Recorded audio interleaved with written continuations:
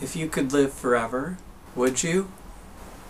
Not just as a spirit, but in your current form, or at least until you have mastery over your form to the point where you don't need to die to become merged with the spiritual realm, but you just shift your vibration.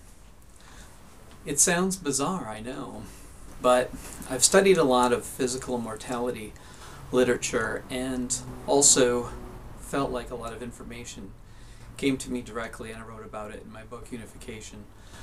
And one of the things that I believe is central to the idea is not about techniques and achieving it through diet or doing different techniques, as some people believe. I think it's about truth primarily, that we came here to have an authentic experience, but the heaviness of socialization and fitting in and performing to keep a job, to be loved, whatever, weighs people down and they become inauthentic.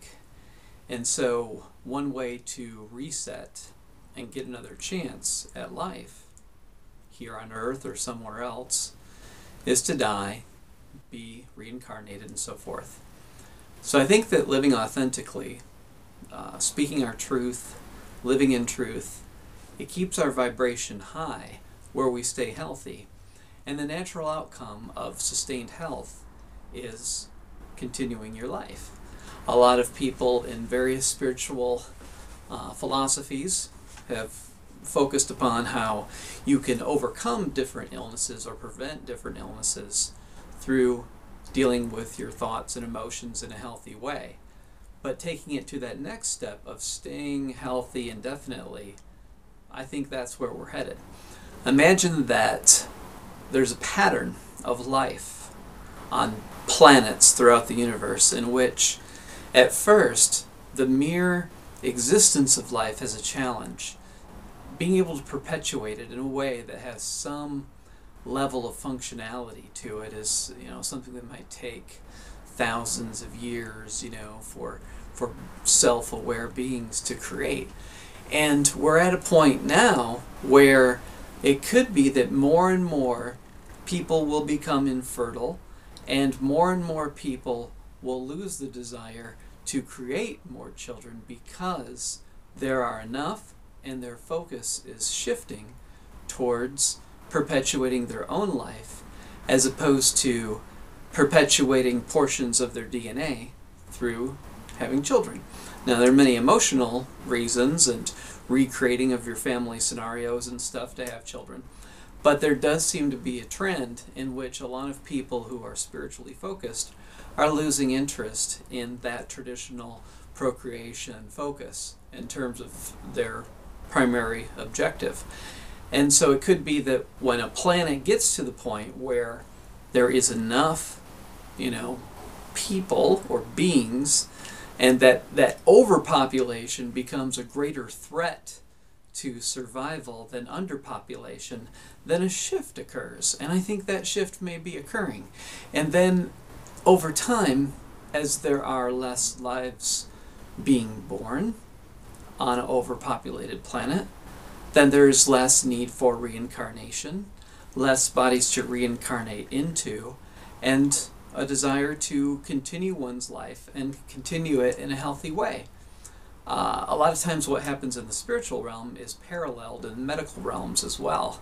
And if things seem too funky to accept on the spiritual level of what I'm talking about, there's also the idea that as medical technology improves, in which, our basic perpetuation of life is perpetuation of organs.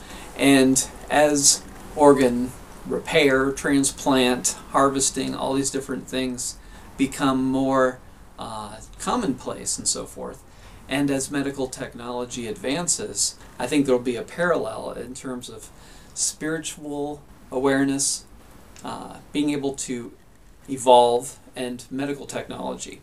Because a lot of times, if we cannot accept something spiritually, then the medical profession can provide it while we're catching up to underlying spiritual truths.